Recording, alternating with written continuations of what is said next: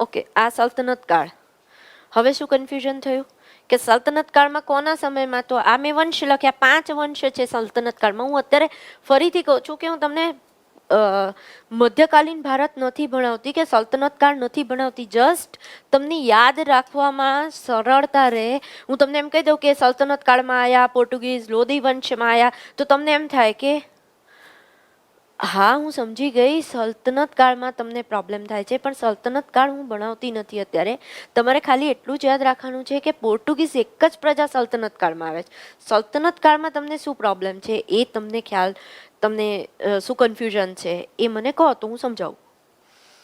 5 વંશ આવે છે સલ્તનત કાળમાં, તો કયા વંશમાં આયા એવું જ પૂછે.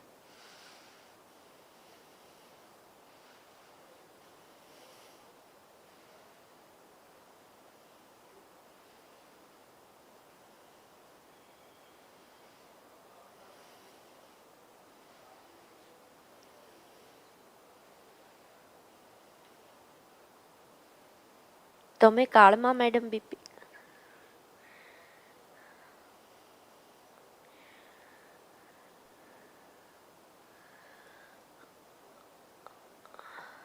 ઓકે, તમારે ખાલી એટલું જ યાદ રાખવાનું છે, બીજું કશું જ યાદ નહીં રાખો તો ચાલશે કે પોર્ટુગીઝ પ્રજા ભારતમાં આવે છે કયા કાળમાં આવે છે? તો સલ્તનત કાળમાં આવે છે. કયા વંશમાં આવે છે?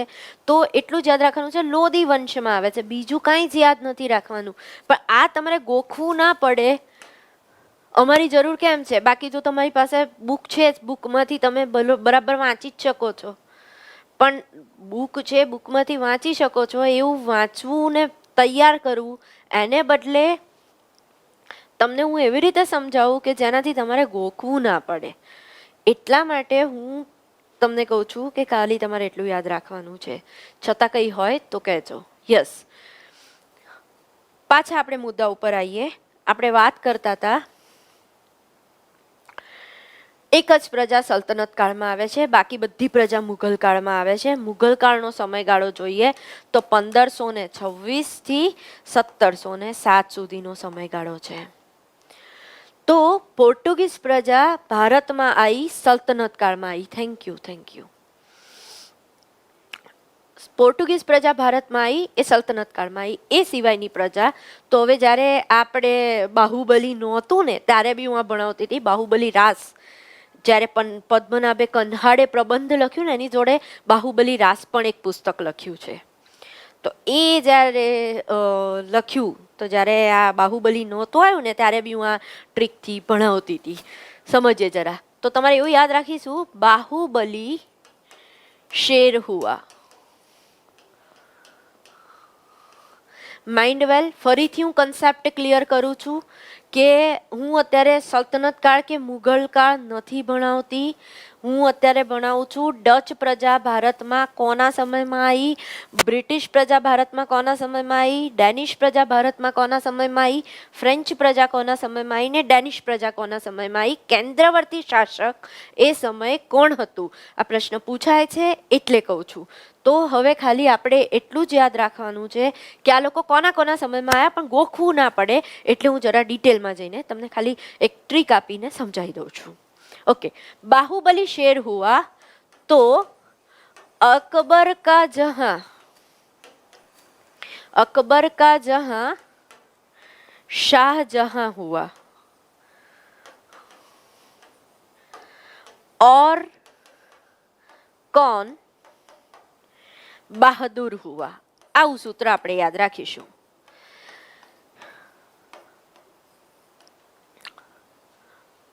હવે એક સમય એવો આવશે ને કે છેલ્લા આપણા લેક્ચરમાં તમે છે ને 6 પાનામાં પ્રિસાઇઝ હિસ્ટ્રી લઈને જશો.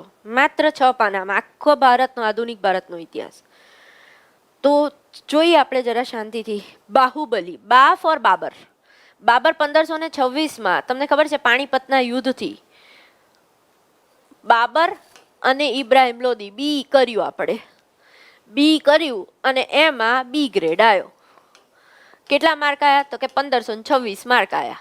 બી ગ્રેડ કર્યો, બી ગ્રેડ આવ્યો. એટલે બી કર્યું. બાબર અને ઇબ્રાહિમ લોદી વચ્ચે પાણીપતનું પહેલું યુદ્ધ થયું.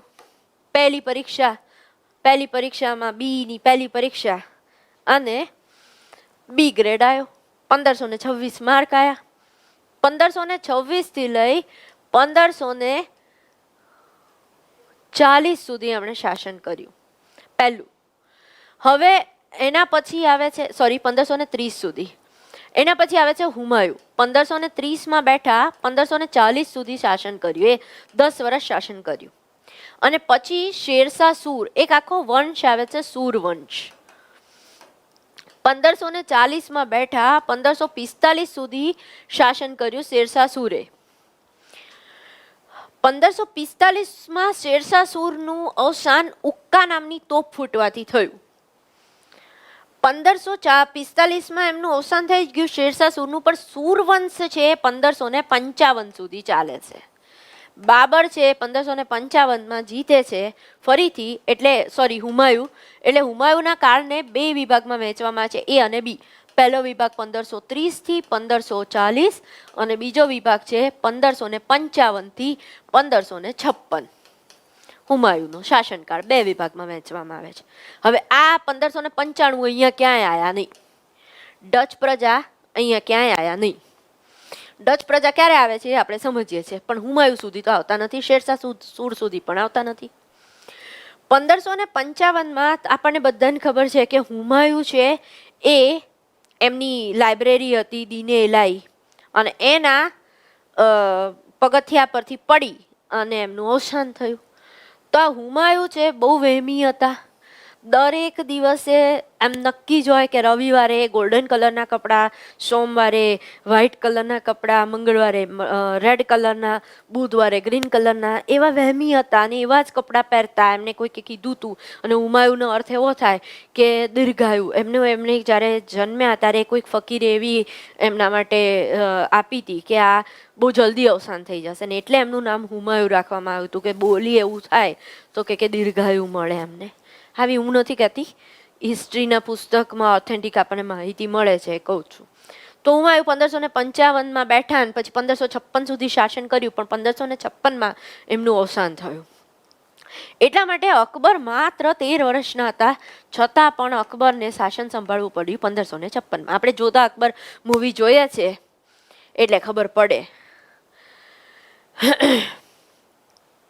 1556માં અકબર બેઠા અને 1605 સુધી શાસન કર્યું અકબરે. હવે આપણે પ્રશ્ન શું છે, પ્રશ્ન યાદ રાખવાનો, તમે મુગલ કાળમાં ના પડી જતા. મુગલ કાળમાં પડી જશો તો અહીંયા ગોટે ચડશો. અહીંયા આપણે યાદ શું રાખીએ છીએ કે ડચ પ્રજા ભારત આવે છે તો કોના સમયમાં આવે છે, તો કે અકબરના સમયમાં આવે છે. ક્યાં આવે છે, તો કે ખંભાત બંદરે આવે છે. તો અકબર દીખા, આવું સૂત્ર યાદ રાખીશું. ક્યાં, તો કે અકબર આવે છે અકબરના સમયમાં, ડી ફોર ડચ પ્રજા અને KHA ફોર ખંભાત. તો અકબર દીખા 1595, આટલું સૂત્ર યાદ રાખીશું. કોર્નલિસ ડી હાઉટમેન પ્રથમ ડચ અધિકારી હતા, હમણાં હું સમજાવું છું, પણ આ પ્રશ્ન યાદ રાખીશું. ભારતમાં જ્યારે ડચ પ્રજા આવી ત્યારે કેન્દ્રવર્તી શાસક કોણ છે, કારણ કે ધી ગ્રેટ અકબર, જેમ આપણે મહારાણા પ્રતાપને ના ભૂલી શકીએ એમ અકબરને નથી ભૂલી શકાતા, એટલા માટે. હા, બહેરામ ખાન સેનાપતિ બહુ જ સરસ અકબરના. હવે એના પછી આવે છે જહાંગીર. હવે જહાંગીર છે એ 1605માં બેઠા અને 1627 સુધી શાસન કર્યું. તો જહાં ઈશુ એવું સૂત્ર આપણે યાદ રાખીશું. ઈ ફોર અંગ્રેજ પ્રજા, અહીંયા બી યાદ ના રાખો, ઈ યાદ રાખશો તો બી ચાલશે. તો શું ફોર સુરત બંદરે આવે છે, અને જહાં ઈસુ, આવું સૂત્ર આપણે યાદ રાખીએ. 1698 જહાંગીરના સમયમાં ગોખવું ના પડે એટલે 1605 થી 1627 જહાંગીરનો સમયગાળો છે. અંગ્રેજ પ્રજા ભારત આવે છે કોના સમયમાં આવી, તો કે આવે છે જહાંગીરના સમયમાં.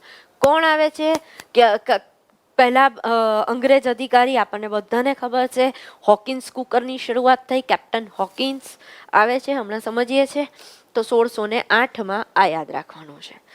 એના પછી આવે છે ડેનિશ પ્રજા. અહીંયા કઈ બહુ યાદ નહીં રાખો તો ચાલશે, પણ કોના સમયમાં આવે છે યાદ રાખીશું, તો કે જ્યાં પ્રેમ છે. શાહજહાં, આપણને બધાને ખબર જ છે કે પ્રેમ બહુ જ, શાહજહાં પ્રેમ માટે જાણીતા છે. એમણે મુમતાઝ મહલની યાદમાં હા યસ વિલિયમ હેક્ટર જહાજમાં yes okay William Hawkins yes captain William Hawkins Hector જહાજમાં આવ્યા હતા. શાહજહાંને આપણે ઓળખીએ છીએ પ્રેમના વ્યક્તિ તરીકે, જેમણે તાજમહેલ બનાવ્યો. 1627માં બેઠા અને એમને તો શાસન કરવું હતું, પણ ન છૂટકે આપણે આવું યાદ રાખવું પડે છે કે એ ગુજરાતને મળેલી છે આ કમનસીબી. ગુજરાતના દાહોદમાં તમને ખબર છે કે એમને કપૂત ઓલાદને જન્મ આપ્યો અને એ છે ઔરંગઝેબ. હું માફ કરજો, હું કોઈ એ રીતે નથી કહેતી, કોઈની ધાર્મિક લાગણીને દુભાવવા માટે નથી કહેતી, પણ જસ્ટ કહું છું કે અકબર જેટલું સારું કામ કરે છે અને ઔરંગઝેબ આપણે માનીએ છીએ એટલું જ ખરાબ કામ કરે છે. તો ઔરંગઝેબે યાદ રાખો એવી રીતે કે પોતાના માતા પિતાનો પ્રેમ ના જોઈ શક્યા. તમે જુઓ કે જહાંગીરે બનાવ્યો, શાહજહાંએ બનાવ્યું તાજમહેલ, એવી જ રીતે બીબી કા મકબરા ઔરંગાબાદમાં ઔરંગઝેબે બનાવ્યો હતો, ખબર જ છે આપણને.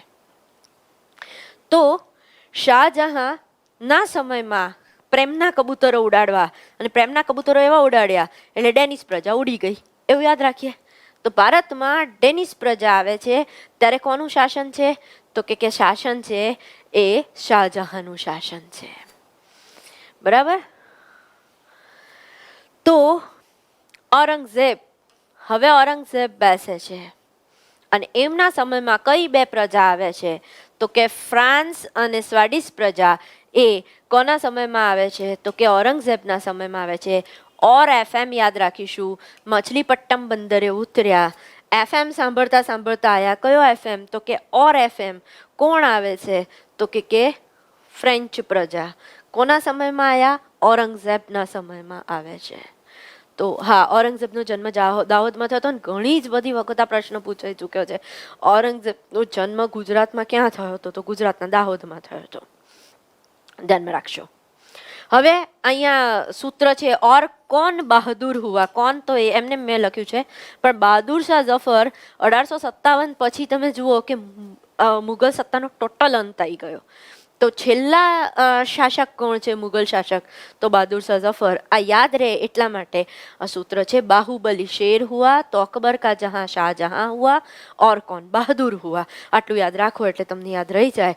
ફરીથી કહું છું, એક જ પ્રજા પોર્ટુગીઝ પ્રજા એ જ સલ્તનત કાળમાં આવે છે. સલ્તનત કાળમાં કયા વંશમાં? લોધી વંશમાં. કયા શાસકના સમયમાં? સિકંદર લોધીના સમયમાં આવે છે. હવે મુગલ કાળમાં કઈ પ્રજા આવે છે? તો કે ડચ પ્રજા ધી ગ્રેટ અકબરના સમયમાં આવે છે. આપણે જાણીએ છીએ એમ ઘણી બધી વખત પ્રશ્ન પૂછાય છે કે અકબરના સમયમાં નીચેનામાંથી કઈ યુરોપીય પ્રજા આવી? તો આવે છે ડચ પ્રજા. અકબર દીખા એવું સૂત્ર યાદ રાખીશું. એટલે અકબર ડી ફોર ડચ અને ખંભાત બંદરે ઉતરે છે. એવી જ રીતે જહાંગીરના સમયમાં આવે છે અંગ્રેજ પ્રજા. એવી જ રીતે શાહજહાંના સમયમાં આવે છે ડેનિશ પ્રજા. અને ઔરંગઝેબના સમયમાં આવે છે છેલ્લી બે પ્રજા, એટલે કે ઔરંગઝેબના સમયમાં ફ્રેન્ચ. 1664માં ઔરંગઝેબ બેઠા અને 1707 સુધી શાસન કર્યું. એટલે બહાદુર શાહનો સમયગાળો કહું, 1857ના વિપ્લવ સમય હતા બહાદુર શાહ. તો ઔરંગઝેબ છે એ બેસે છે 1664 થી 1707 સુધી. તો છેલ્લી બે પ્રજા છે ફ્રેન્ચ પ્રજા અને સ્વીડિશ પ્રજા, એ બે આવે છે ઔરંગઝેબના સમયમાં. હવે આપણે વાત કરીએ છીએ કે ડચ પ્રજા ભારત આવી 1595માં અને 1602માં ડચ ઈસ્ટ ઇન્ડિયા કંપનીની સ્થાપના કરી. ડચ ઈસ્ટ ઇન્ડિયા કંપની કયા નામે ઓળખાય છે? તો કે VOC તરીકે ઓળખાય છે. વેરિંગ ડી ઓશન કાર્ટિશ. ડચ ઈસ્ટ ઇન્ડિયા કંપની કઈ રીતે ઓળખાય છે? તો કે વીઓસી તરીકે ઓળખાય છે. ડચ ઈસ્ટ ઇન્ડિયા કંપની ક્યારે સ્થપાઈ? તો 1602 સ્થપાઈ. આ સમય પણ કોનો સમય છે? તો કે અકબરનો જ સમય છે. ડચ ઈસ્ટ ઇન્ડિયા કંપની જ્યારે સ્થપાય છે, ક્યાં સ્થપાઈ? તો કે મછલીપટ્ટમ બંદરે સ્થપાઈ. કયા બંદરે સ્થપાઈ? મછલીપટ્ટમ બંદરે સ્થપાઈ ડચ ઈસ્ટ ઇન્ડિયા કંપની. પણ થાય છે એવું કે 1759 કોણ આવે છે? સોરી, પેલા ડચ અધિકારી કોણ છે? તો કે કોર્નલિસ ડી હાઉટમેન. કોર્નલિસ ડી હાઉટમેન કોણ છે? Cornelis de હાઉટમેન.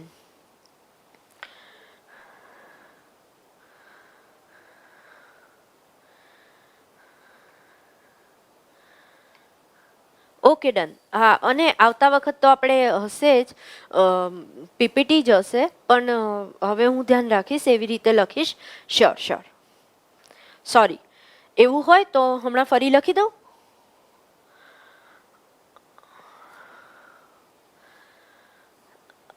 અત્યારે ફરી લખી દઉં અલગથી, કે તમને મેશઅપ ના થઈ જાય બધું. હું સમજી ગઈ કે હું ભણાવવાના ફ્લોમાં બધું ભેગું થઈ જાય એ રીતે લખી કાઢ્યું. ઓકે ઓકે, હા, okay, thank you. Okay done. Next ટાઈમથી હું ધ્યાન રાખીશ. શ્યોર. કોર્નલિસ ડી હાઉટમેન 1595 અને 1602 એમણે જ ડચ ઈસ્ટ ઇન્ડિયા કંપનીની સ્થાપના કરી. પણ ડચ ઈસ્ટ ઇન્ડિયા કંપની વિશે આપણે આટલું જ યાદ રાખવાનું છે કે એ ક્યારે આવ્યા ભારત, કયા બંદરે ઉતર્યા? ખંભાત બંદરે અકબરના સમયમાં આવ્યા, અને અકબરના સમયમાં જેમણે મછલીપટ્ટમ બંદરે વીઓસીની સ્થાપના કરી, એટલે કે ડચ ઈસ્ટ ઇન્ડિયા કંપનીની સ્થાપના કરી. હવે યાદ એ રાખવાનું છે કે એક બહુ જ અગત્યનું યુદ્ધ થાય છે 1559. કયું થાય છે યુદ્ધ? Okay, thank you. કયું યુદ્ધ થાય છે? હા, સ્લાઇડ ક્લિયર રાખીશ. હું સમજી ગઈ, તમારો મુદ્દો સમજી ગઈ. હવે તમારે નહીં કહેવું પડે. Sure, thank you. 1559 બેદરા યુદ્ધ થાય છે. હવે આ બેદરા યુદ્ધ થાય છે ને 1559, એ બેદરા યુદ્ધ ડચ અને અંગ્રેજ પ્રજા વિશે થાય, તો વચ્ચે થાય છે. અને આમાં અંગ્રેજો જીતી જાય છે. એટલા માટે ડચ સુમાત્રા પહોંચે. ડચ અને અંગ્રેજ વચ્ચે થાય છે. ડચ હારી જાય છે, અંગ્રેજ જીતી જાય છે. એટલે એક ડીલ થાય છે, અને એ ડીલ છે એમાં એમ કહે છે કે ડચ હવે ઇન્ડોનેશિયામાં રહેશે અને અંગ્રેજ હવે ઇન્ડિયામાં રહેશે. એટલે જો અંગ્રેજોને કાંઈ પણ મરી મસાલા મંગાવવા છે ઇન્ડોનેશિયાથી, તો એ ડચ સાથે મંગાવશે. બેદરા યુદ્ધ કે વેદરા યુદ્ધ બે એક જ છે. વેદરા કહો કે બેદરા કહો બે એક જ છે. હા, યસ, વેદરા યુદ્ધ કહો કે બેદરા યુદ્ધ કહો બે એક જ છે. પણ 1559 થાય છે, યાદ રાખીશું. ડચ ઇન્ડોનેશિયામાં રહેશે અને અંગ્રેજ છે એ ઇન્ડિયામાં રહેશે. હવે ડચ જે 1759, 1559 નહીં, 1759 થાય છે. યસ, 18મી સદીમાં. એવી રીતે યાદ રાખશો તો બી તરત ક્લેરિટી થઈ જશે. તો બેદરા યુદ્ધ વખતે એવું કહેવામાં આવે છે કે ભારતને વૈશ્વિક કક્ષાએ લોકોએ કાપડનું બજાર કીધું હતું. અને કોર્નલિસ ડી હાઉટમેન જ્યારે ભારત આવ્યા ત્યારે એમણે ભારતના કાપડના એટલા બધા વખાણ કરેલા કે વૈશ્વિક કક્ષાએ એમણે કહી દીધું કે ભારત એ વૈશ્વિક કક્ષાએ કાપડનું બજાર છે. તો તમારે ધ્યાનમાં રાખવાનું છે કે ભારતને વૈશ્વિક કક્ષાએ કાપડનું બજાર કઈ પ્રજાએ કીધું છે? તો કાપડનું બજાર કીધું છે એ ડચ પ્રજાએ કીધું છે. કયા અધિકારીએ કીધું છે? તો કોર્નલિસ ડી હાઉટમેને કીધું છે. હવે અંગ્રેજ કયા યુદ્ધથી અંગ્રેજ છે ઇન્ડિયામાં રહેશે, એટલે જો ડચે કંઈ કાપડ મંગાવવું છે તો અંગ્રેજો પાસે મંગાવવું પડશે, અને અંગ્રેજોએ ઇન્ડોનેશિયાના જો મરી મસાલા મંગાવવા હશે તો ડચ પાસે મંગાવવા પડશે. આવી ટોટલ ક્લિયર ડીલ થાય છે. હવે એના પછીનો બહુ જ અગત્યનો મુદ્દો એ જરા જોઈએ છીએ આપણે કે ભારતમાં હવે પછી એક વ્યક્તિ આવે છે, અને એ આવે છે 1599. અત્યાર સુધી જે આપણે વાત કરી એ જળમાર્ગની વાત કરી, પણ 1599 એક અંગ્રેજ આવે છે, અને તમારે એવું યાદ રાખવાનું કે એમને ચા બહુ ભાવતી હતી, એટલા માટે એ મિલ્ટન થર્મોસ ભરી, ચાનું મિલ્ટન થર્મોસ ભરી અને ભારત આવ્યા, અને એમનું નામ છે જ્હોન મિલ્ટન. તો ભારતમાં પેલા જમીન માર્ગે આવનાર વ્યક્તિ કોણ? તો કે જમીન માર્ગે આવનાર વ્યક્તિ કોણ છે? તો એ અંગ્રેજ અધિકારી કે અંગ્રેજ કોણ છે? તો એ છે જ્હોન મિલ્ટન. થર્મોસમાં ચા ભરીને આયા, મિલ્ટન થર્મોસમાં ચા ભરીને આયા, જ્હોન મિલ્ટન. અને એ જ કન્ટેક્સમાં તમે જુઓ કે 1600માં ઇંગ્લેન્ડ ઈસ્ટ ઇન્ડિયા કંપનીની સ્થાપના ઇંગ્લેન્ડમાં થાય છે. રાણી વિક્ટોરિયાએ, એલિઝાબેથ પ્રથમે ઇંગ્લેન્ડમાં ઇંગ્લેન્ડ ઈસ્ટ ઇન્ડિયા કંપનીની સ્થાપના 1600માં કરી. અને એ કંપનીના કન્ટેક્સમાં 1608માં એક અંગ્રેજ અધિકારી કેપ્ટન હોકિન્સ, ભારતમાં હોકિન્સ કુકરની શરૂઆત થઈ, કેપ્ટન હોકિન્સ ભારત આયા. Okay, sure. તો કેપ્ટન હોકિન્સ ભારત આયા અને 1608માં હોકિન્સ કુકરની શરૂઆત થઈ, એવું યાદ રાખીશું આપણે. તો 1599 ભારતમાં આવનાર પ્રથમ જળમાર્ગે અંગ્રેજ અધિકારી કોણ છે? તો એકમાત્ર જવાબ આવશે જ્હોન મિલ્ટન. એમ પૂછે કે ઇંગ્લેન્ડ ઈસ્ટ ઇન્ડિયા કંપનીની સ્થાપના સૌ પ્રથમ ક્યાં થઈ? તો ઇંગ્લેન્ડમાં થઈ. ક્યારે થઈ? 1608માં થઈ. એના જ કારણે 1600માં થઈ. એના જ કારણે રાણી એલિઝાબેથ પ્રથમે પોતાની એક ટીમને અહીંયા મોકલી અને 1608માં મોકલી, અને એ છે કેપ્ટન હોકિન્સ આવ્યા છે ભારત. કયા જહાજમાં બેસીને આવ્યા? તો કે હેક્ટર જહાજમાં બેસીને આવ્યા. એટલે આપણે યાદ રાખીશું, સુરત બંદરે આયા, હેક્ટર જહાજમાં આયા અને કેપ્ટન હોકિન્સ આયા. આપણે યાદ રાખીશું શું હે હો કરતા આયા, અને શું થાય તો કે જહાંગીરના સમયમાં આયા, જહાં શું હે હો, અને જહાં ઈસુ તો આપણે યાદ રાખેલું જ છે, એટલે 1608. આવું યાદ રાખીશું. Thank you so much.